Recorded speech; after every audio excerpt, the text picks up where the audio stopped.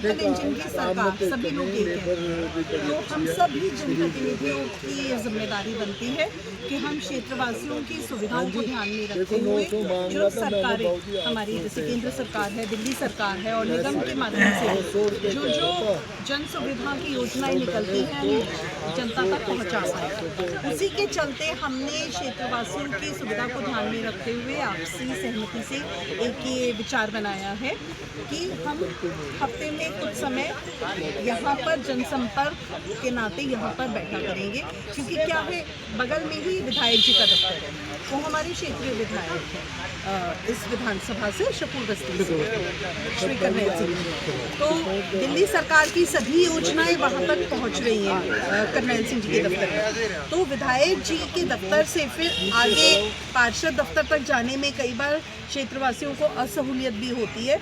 उन चीज़ों को, उस गैप को कम करने के लिए हम तीनों ने ये निर्णय लिया कि हम बगल में ही उठ के आ जाते हैं और हम जनसंपर्क के लिए यहाँ पर बैठा करेंगे।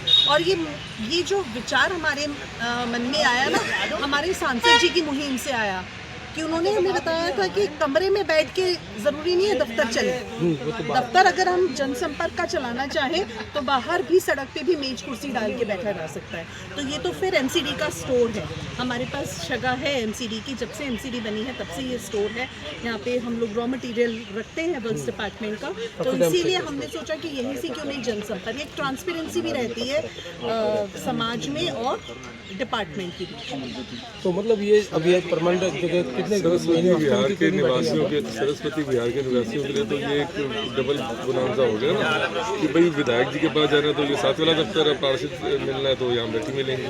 तो कई बार आदमी को जगह जगह भटकना पड़ता है, वो ना होके एक ही जगह पे एक कंसोलिडेटेड जिसे कहते हैं, वहाँ पे कोई शिकायत है भाई यहाँ से वहाँ भी तक भी जानी है, तो हमने बोल दिया कि यहाँ से आप वहाँ चले जाएंगे, इसका निवारण वहाँ पे हो जाएगा। कुछ वहाँ की शिकायतें यहाँ की हैं एमसीडी से रिलेटेड, जो उस दफ्तर में चली जाती हैं, वो वहाँ से यहाँ आ जाएँ कि भाई ये 7 वाले दफ्तर में मैडम बैठी हैं शिका जी, जाके इनको एमसीडी की अपनी कंप्लेंट लिखवा दें। तो जनता की, पब्लिक की सहूलियत के लिए खोला गया। मैं शिका जी को बधाई देता हूँ और ऐसे ही सेवा में लगी रहे, समाज की आगे बढ़े। तो बड़े सारे काम रोज भी आते हैं, तो ये जो आपका पुराना ऑफिस है ये भी चलता रहेगा। देखिए, ये सुबह 9 से 11 रहेगा।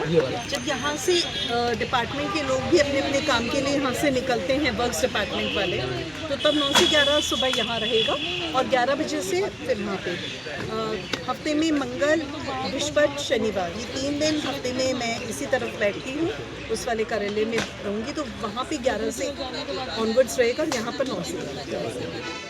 शिखा जी को बहुत बहुत बधाई और शुभकामनाएं देती हूँ, क्योंकि देखिए जो हमारी एमसीडी है ना, वो जीवन से लेकर मृत्यु तक का पूरा ब्यौरा इसके अंदर रहता है। और निगम पार्षद जो होते हैं ना, वो जनता के छोटे से छोटे काम के लिए उपलब्ध होने बहुत ज़रूरी है।